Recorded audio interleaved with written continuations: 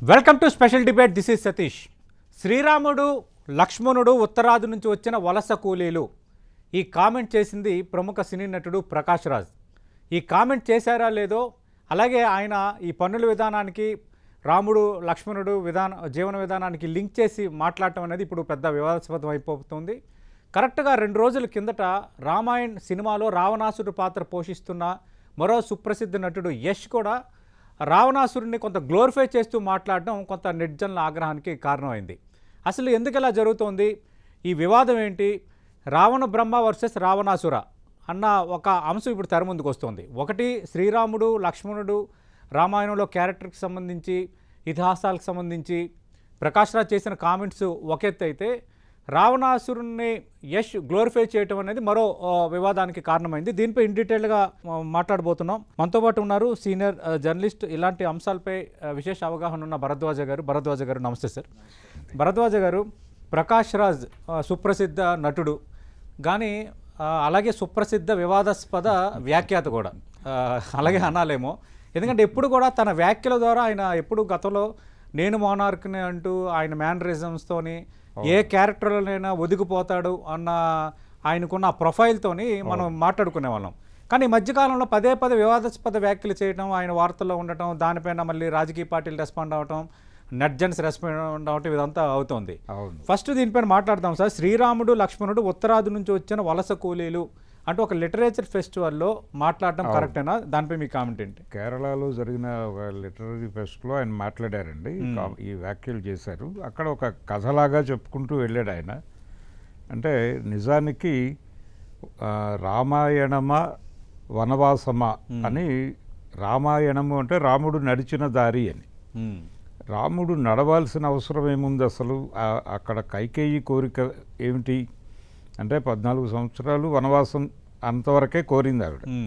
కాబట్టి అయోధ్య పక్కన ఉన్నటువంటి ఒక అడవిలో పర్ణశాల నిర్మించుకుని అక్కడే ఉండి అక్కడి నుంచి తిరిగి అయోధ్యకు వెళ్ళిపోయి ఉండొచ్చు కదా, ఎందుకు ఆయన ఈ దండకారణ్యం ఇదంతా తిరిగాడు అనేది ఒక చర్చ చాలా కాలంగా ఉంది. అది రామాయణమా వనవాసమా అనే పేరుతో ఉండి ఆయన ఇక్కడికి రావటము, తర్వాత ఇక్కడ అనేక యుద్ధాలలో పాల్గొన్నాడు ఆయన. వాలి సుగ్రీవుల యుద్ధంలో ఆయన వాలికి వ్యతిరేకంగా సుగ్రీవుడి వైపు స్టాండ్ తీసుకుని వాలిని వధించి సుగ్రీవుణ్ణి రాజుని చేయటం, అలాగే విభీషణుడు రావణుడు మధ్యలో ఆ కాన్ఫ్లిక్ట్లోకి వెళ్ళి రావణ వధ చేసి విభీషణుడిని అక్కడ రాజుగా పట్టాభిషిక్తుడిని చేయటం, వీళ్ళందరినీ తనకి సామంతులుగా మార్చుకోవడం. నిజానికి ఈ ప్రోగ్రాం కోసమే రాముడు ఈ రామాయణము నడిపాడు అనేది కూడా ఒక అభిప్రాయం. ఈ పెరియార్ దగ్గర నుంచి మొదలు పెడితే చాలామంది, నార్ల వెంకటేశ్వరరావు గారు కూడా మాట్లాడారు, సొంత పుస్తకం. అవును, ఇలా ఈ ధోరణి ఆలోచన విధానం మనకుంది. అయితే దీన్ని సినిమాలలో మాట్లాడింది ఎన్టీ రామారావు గారు. ఆయన శ్రీరామ పట్టాభిషేకం అనేది సినిమా తీశాడు.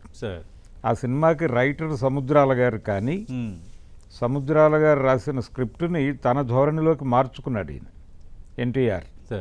మార్చుకుని దాన్ని తెరకెక్కించారు ఆయన. అందులో ఈ శూర్పణఖ ముక్కు చెవులు కోసినటువంటి ఘట్టానికి సంబంధించి రావణుడి రియాక్షన్, ఆ రావణుడి రియాక్షన్లో ఆయన రాముడి మీద చాలా పెద్ద ఎత్తున దాడి చేస్తాడు. అయితే ఆ రోజున ఎన్టీఆర్ మీద ఎవరు వ్యతిరేకంగా మాట్లాడలేదు, అప్పుడు మాట్లాడలేదు. అలాగే రామాయణ విశ్వవృక్షం అని చెప్పి రంగనాయకమ్మ గారు రాసినప్పుడు ఎవరూ దాడి చేయలేదు. అయితే ఇదొక ధోరణి ఉంది రామాయణం మీద, అలాగే మహాభారతం మీద. మనకి ఏన్షియంట్ ఇండియన్ హిస్టరీ అనేది ప్రత్యేకంగా లేదండి. ఏన్షియంట్ ఇండియన్ హిస్టరీని తెలుసుకోవడానికి మనకున్న ఏకైక మార్గం పురాణాలే. పురాణాలని డీకోడ్ చేసుకుంటూ కొంత గత చరిత్రను తెలుసుకునే ప్రయత్నం చేస్తూ కొంతమంది ఒక డీకోడ్ బ్యాచ్ ఒకటి బయలుదేరింది. వాళ్ళు ఉండేవాళ్ళు ప్యారలల్గా. ఇంకోవైపు నాస్తికత ఉండేది, హేతువాదం ఉండేది. వీళ్ళు రామాయణం మీద అలాగే ఇతర పురాణాల మీద ఒక చర్చ రేపేటువంటి పద్ధతిలో నడిచేది. ఇందులో మెజారిటీ హిందువులే. ఎన్టీ రామారావు ఆ విమర్శ చేసినప్పుడు ఇప్పటికైనా చూడొచ్చు, అది యూట్యూబ్లో ఉంది, శ్రీరామ పట్టాభిషేకం రావణుడి వెర్షన్ అని కొడితే వచ్చేస్తాయి ఆయన డైలాగులు. ఓకే. దానిలో చాలా క్లియర్గా ఆయన శూర్పణఖని సపోర్ట్ చేస్తూ దండకారణ్యాన్ని నేను అరణంగా ఇచ్చాను శూర్పణఖకి, నేను అరణంగా ఇచ్చినటువంటి ప్రాంతంలో ఆవిడ అనుమతి లేకుండా వాళ్ళు ఎలా ప్రవేశిస్తారు, ఆ నరఘాతకులు ఎలా ప్రవేశించారు అంటాడు ఆయన. నరఘాతకులు అని వాళ్ళిద్దరిని రామలక్ష్మణుల్ని సంబోధిస్తూ ఓకే. ఆ వనిలో గతి లేక మతి లేక దీని అనుమతి లేక అంటాడు ఆయన. ఆ రిథమెటిక్గా డైలాగ్ చెప్తూ ప్రాసతో అనుమతి లేక ఆ దుర్మదాంధులైన నరఘాతకులు ఎలా ప్రవేశించవలే అంటాడు. ప్రవేశిస్తురిపో దీని ఏకైక పుత్రుడు మహాతపస్సంపన్నుడు త్రిశూరుణ్ణి ఎలా వధించవలే అంటాడు. అంటే శూర్పణఖ కొడుకుని చంపేస్తాడు వాడు. ఓకే. చంపేస్తే కొడుకు చచ్చిపోయి పుత్రశోకంతో ఉన్న ఈవిడ ప్రణయ కలాపాలు సాగించిందని ఆరోపణ చేయటం ఏమిటి? ఒకవేళ స్వైరవిహారణిగా మేము అనుమతించిన ఈ విధవరాలికి అది తప్పు లేదు కదా. ఓకే. ఒకవేళ తప్పని తోస్తే వాళ్ళు ప్రాజ్ఞులై హితవు చెప్పి పంపవలయునే కానీ ఓర్పనరాని విధముగా ఈ అత్యాచారంనకు పాల్పడనగునా అంటాడు. ఓకే. అంటే ఈ ముక్కు చెవులు కొయ్యటం. అవును.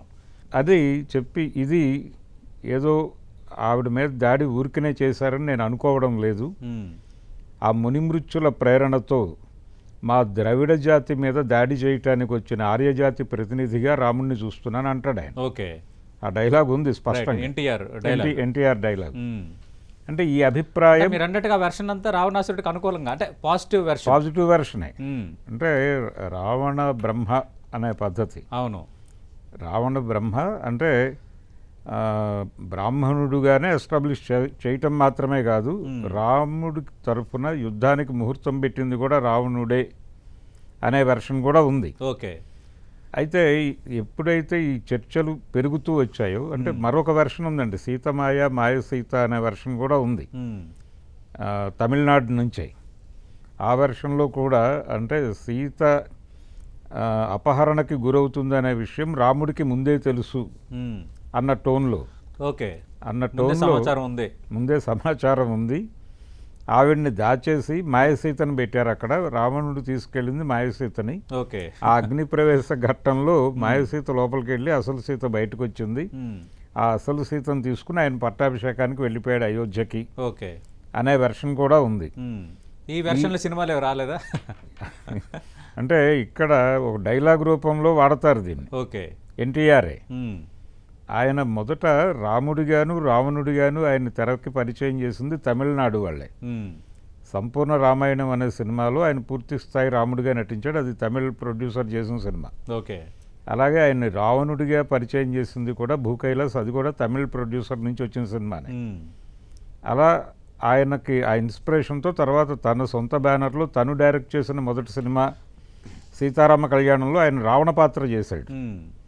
తనే ప్రొడ్యూసరు, తనే డైరెక్టరు, తను రాముడి పాత్ర హర్నాథ్తో చేయించి తాను రావణ పాత్ర చేయటం. రైట్. ఇక అక్కడి నుంచి ఆయనలో ఒక రావణాభిమానం కనిపిస్తుంది. అంటే ఎన్టీఆర్ రావణాసుర భక్తుడు రావణాసుర భక్తుడిగానే ఆయన మాట్లాడాడు. రైట్. మీరు అన్నట్టుగా ఆయన నిర్మాతగా వ్యవహరించిన సినిమాల్లో కానీ ఇప్పుడు శ్రీరామ్ పట్టాభిషేకం ఈ సినిమాలో కూడా గ్లోరిఫై చేసేటట్టుగా గ్లోరిఫై చేశాడండి. గ్లోరిఫై చేస్తూ అందులో ఇంకొక ఘట్టం ఉంటుంది, రాముడితో రావణ భజన చేయించాడు ఆయన. ఓకే. అంటే రాముడు విచారంగా కూర్చుని ఉంటాడు, అది కూడా యూట్యూబ్లో ఉంది, చూడొచ్చు. ఓకే. ఆయన విచారంగా కూర్చునుండి రేపు ఒక మహాధృవతార రాలిపోనున్నది అంటాడు. అంటే ఎవరు అని వీళ్ళందరూ టెన్షన్ పడతారు, వానరులు అందరూ, లక్ష్మణుడు టెన్షన్ పడుతూ ఉండగా చెప్తాడు నెమ్మదిగా, ఒక మహారాజనీతిజ్ఞుడు రావణ బ్రహ్మ రేపు అస్తమిస్తున్నాడు. ఓకే. నేను ప్రాణం తీయగలనే కానీ ప్రాణదానం చేయలేను అని నాకు చాలా బాధగా ఉంది అని చెప్పి ఆయన రాముడు క్యారెక్టర్ మాట్లాడుతుంది. అది రామారావు గారే. ఓకే. అది కూడా ఎన్టీఆర్ వేసి. ఓకే. అలాంటి ఒక పద్ధతి నడిచేది ఆయన సినిమాల్లో. అంటే చాలా స్పష్టంగా ఒక ద్రవిడ కోణం ఉండేది. ఓకే. ఈ ద్రవిడ కోణంలో నుంచి రామాయణాన్ని క్రిటికల్గా చూడటము అనేది ఒక ప్రోగ్రామ్ ఆయన మాత్రమే చేశాడు తెలుగులో. రైట్. కమలాకర్ కామేశ్వరరావు గారు, కేవీ రెడ్డి గారు వీళ్ళందరూ అకార్డింగ్ టు టెక్స్ట్ వెళ్ళేవాళ్ళు డైరెక్టర్స్. కమలాకర్ కామేశ్వరరావు గారు ఆయన పౌరాణిక బ్రహ్మ, ఆయన టెక్స్ట్ నుంచి డీవియేట్ అయ్యేవాడు కాదు. ఓకే.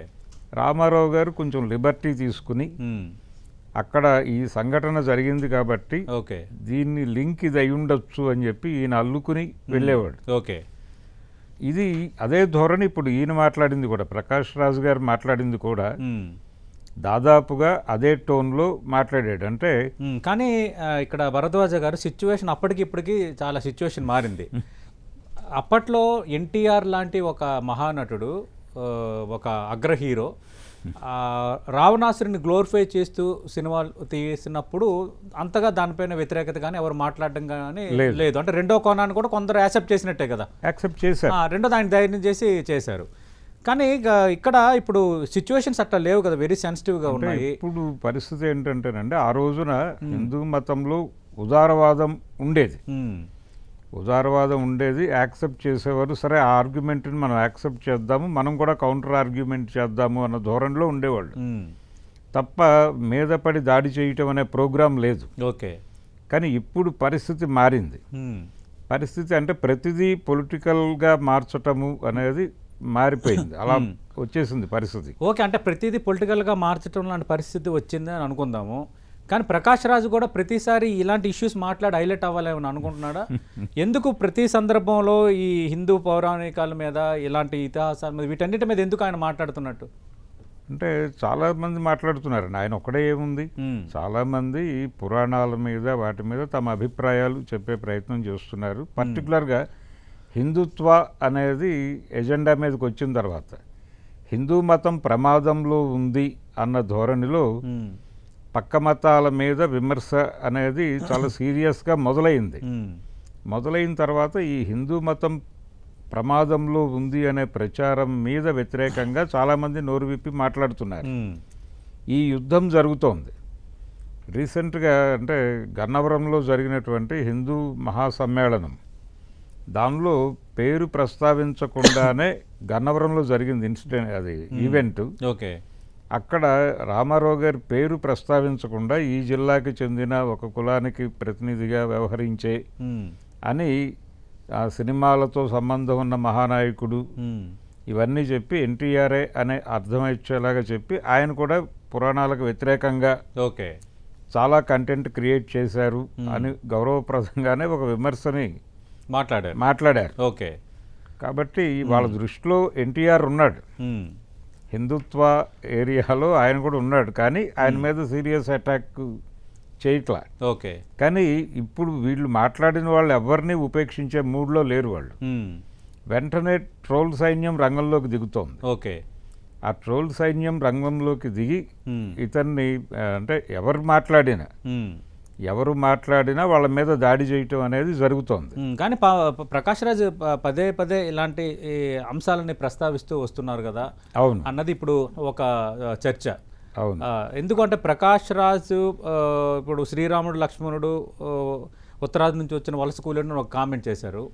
బట్ దీనిపైన మనం ఇప్పుడు వేరే దీనికి సంబంధించిన కోణమే, బట్ వేరే మనం స్టెప్ మారుతున్నానని అనుకోవద్దు.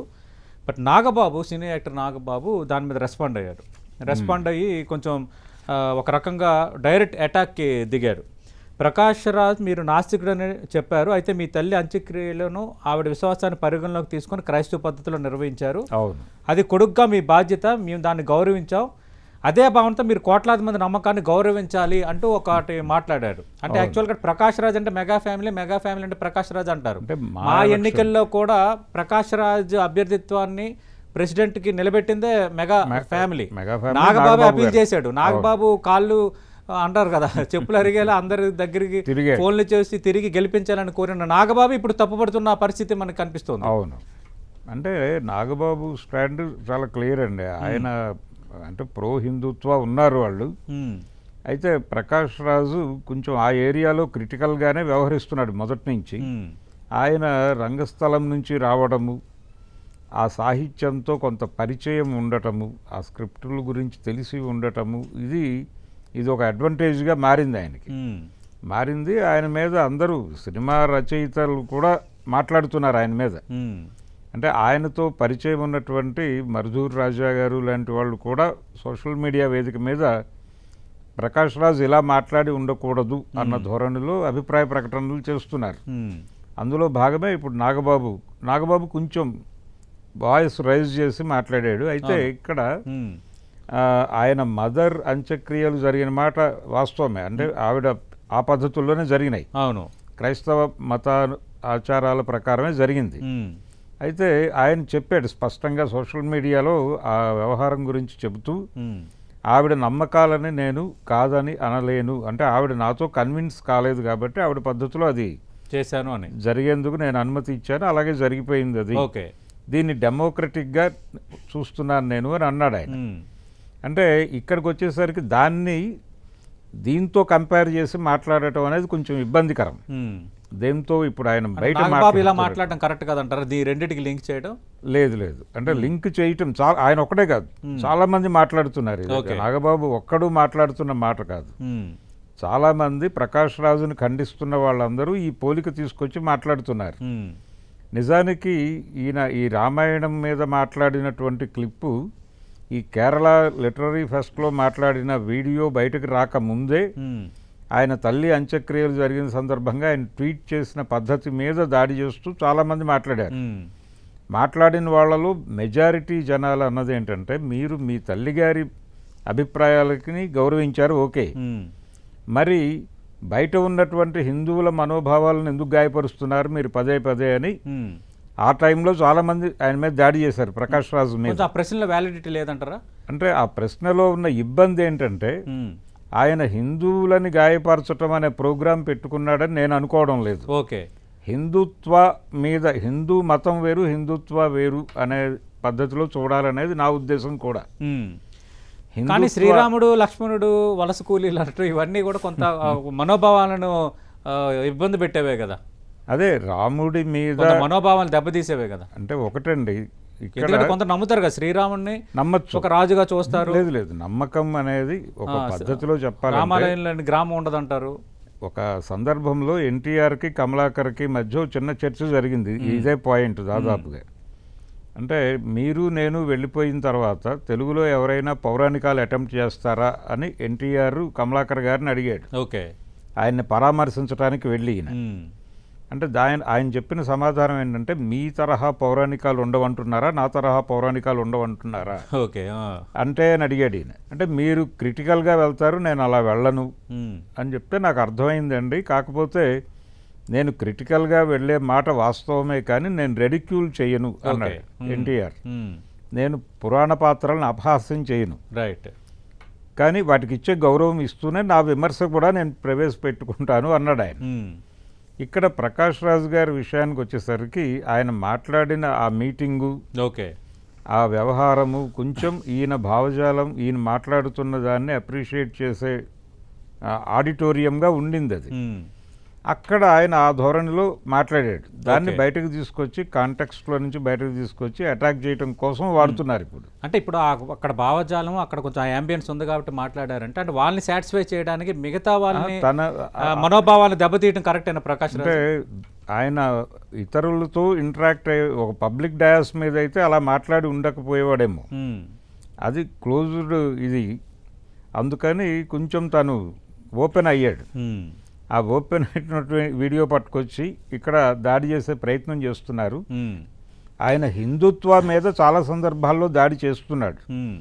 అంటే హిందూ మతం ప్రమాదంలో ఉంది అనే విషయాన్ని చెప్పడం కోసం ఇతర మతాల నుంచి ఈ ప్రమాదం ఉంది అని ఎస్టాబ్లిష్ చేస్తూ వెళ్ళటం.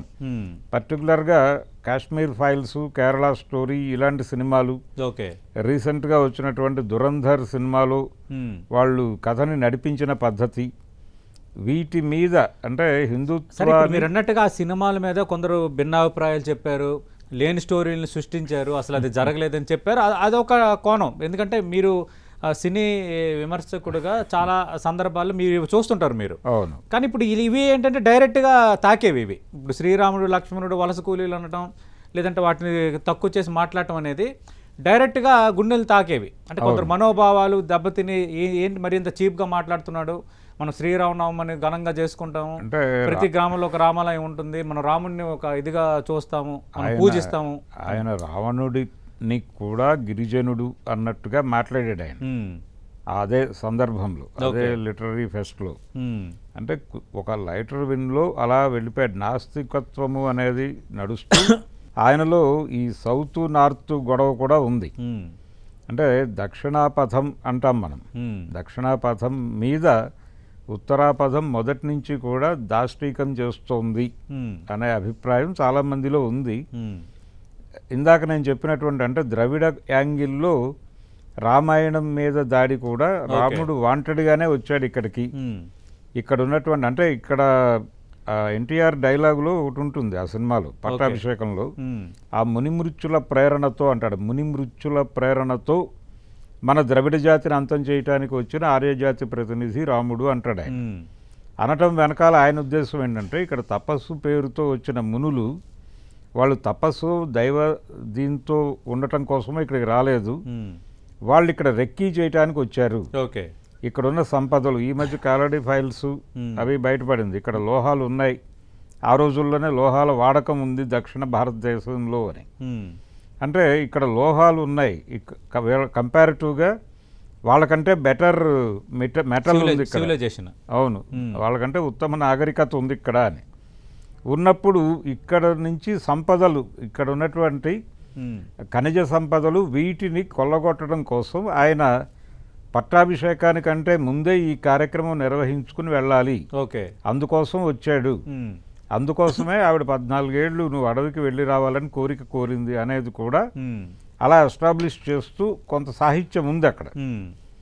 ఈ రోజున కాదండి, అది అప్పటి నుంచి ఉంది. అంటే భరద్వాజ్ గారు మీరు అన్నట్టుగా డిఫరెంట్ వెర్షన్స్ ఉన్నాయి, మీరు అన్నట్టుగా ఆ వెర్షన్స్తో సినిమాలు కూడా వచ్చాయి. కానీ మనం ఇప్పుడు లార్జ్ నెంబర్ ఆఫ్ పీపుల్ కానీ లార్జ్ నెంబర్ ఆఫ్ గ్రూప్ కానీ ఏం యాక్సెప్ట్ చేస్తుందో దాన్ని కొంచెం మనం రెస్పెక్ట్ చేయాలి కదా. అవును, లార్జ్గా కోట్లాది మంది హిందువులు ఎక్కువగా రాముణ్ణి అటు రామాయణాన్ని చాలా పవిత్రంగా భావించే వాతావరణం ఉంది. అలాంటప్పుడు కొంచెం ఏదేదో కొంచెం ఈ విధంగా తీసి మాట్లాడడం, వేగంగా మాట్లాడడం ఇలాంటి పరిస్థితుల్లో అనేది కొంచెం రెచ్చగొట్టే ధోరణి కాకపోతే మరేంటి ప్రకాష్ రాజ్? ధోరణిలో ఉంది అనేది నేను కూడా యాక్సెప్ట్ చేస్తానండి. అయితే అలా మాట్లాడకుండా ఉండాల్సింది ఆయన. అంటే ఆయన క్రిటిసిజం అనేది గౌరవప్రదంగానే ఉండాలి. రైట్. గౌరవప్రదమైనటువంటి క్రిటిసిజం చేయటంలో తప్పు ఉందని నేను అనుకోవట్లేదు. ఆ ధోరణి చాలామంది ప్రదర్శించారు ఇంతకుముందు. అసలు రామాయణమే బౌద్ధ జాతక కథల నుంచి తీసుకొచ్చినటువంటి పురాణము అని నార్ల వెంకటేశ్వరరావు గారు రాశాడు. ఇలాంటి అభిప్రాయాలు గతంలో చాలామంది మాట్లాడారు. ఓకే. అలాగే రామాయణ విశ్వవృక్షం రాసినప్పుడు రంగనాయకమ్మ గారు దాని మీద కొడవటిగంటి కుటుంబరావు గారు చెప్పిన అభిప్రాయం కూడా అదే. ఓకే. ఆయన ఏమంటాడంటే రెడిక్యూల్ చేయటం వలన ప్రయోజనం తక్కువ ఉంటుంది, అపహాస్యం చేయటం కంటే మీరు క్రిటికల్గా దాని మీద ఆర్గ్యూ చేయండి, ఓకే, అది బెటర్, ఎడ్యుకేటివ్గా ఉంటుంది. అంతే తప్ప ఇలా చేయటం వలన అనవసరమైన గొడవలు జరుగుతాయి తప్ప ప్రయోజనం ఉండదు అని. ఓకే. కాకపోతే ఇక్కడ ప్రకాష్ రాజుని టార్గెట్ చేస్తున్నటువంటి శక్తులు హిందూ ఫోర్సెస్ మాత్రమే కాదండి, హిందూ ఫోర్సెస్గా మాట్లాడుతున్నాం కానీ వీళ్ళ ప్రయోజనం వేరు. ఓకే. వీళ్ళు పొలిటికల్గా ఇప్పుడు ఎందుకు వీడియోలు బయట పెట్టారు? ఇప్పుడు ఒకవైపు తమిళనాడు ఎలక్షన్స్ సీన్లో ఉన్నాం మనం. తమిళనాడు ఎలక్షన్స్ ఉన్నాయి, కేరళ ఎలక్షన్ ఉంది, తర్వాత అక్కడ బెంగాల్ హడావిడి ఉంది. ఈ నేపథ్యంలో ఇప్పుడు ఈ చర్చని రేపే పద్ధతిలో ఎప్పుడో జరిగినటువంటి ఈవెంట్ తాలూకా వీడియోలు ఇప్పుడు సర్క్యులేషన్లో పెట్టారు. వచ్చిన ప్రతి అవకాశాన్ని వాడుకుంటాయి కదా రాజకీయ ప్రస్తుతం పాలిటిక్స్ ఇస్ లైక్ దట్. అంటే అందుకని దీని వెనకాల తమిళనాడు ఎలక్షను ఓకే టార్గెట్ చేసి ఈ భావజాలం మీద దాడి చేయటము, అలాగే హిందూ మతం మీద అందరూ దాడి చేస్తున్నారు కాబట్టి హిందూ మతాన్ని ప్రొటెక్ట్ చేసుకోవాల్సిన అవసరం ఉంది. ఓకే. ఇప్పుడు ఇతర మతస్థుల నుంచి మాత్రమే కాదు వీళ్ళ నుంచి కూడా ప్రమాదం ఉంది అని చెబుతూ ఈ అంత్యక్రియల్ని దీన్ని అంటే ఆయన తల్లి అంత్యక్రియల్ని దీన్ని లింక్ చేయటంలో ఆయన్ని క్రైస్తవుడిగా ఎస్టాబ్లిష్ చేయటం ఓకే చేసి ఆయన నాస్తికుడిగా కంటే కూడా క్రైస్తవుడిగా ఈ రకమైనటువంటి కామెంట్స్ చేశాడు అనేది ఎస్టాబ్లిష్ చేయటం ద్వారా హిందూ మతం ప్రమాదంలో ఉంది అనే నాస్తికుడు అంటే ఏ విశ్వాసాన్ని నమ్మలేని వాడు కదా.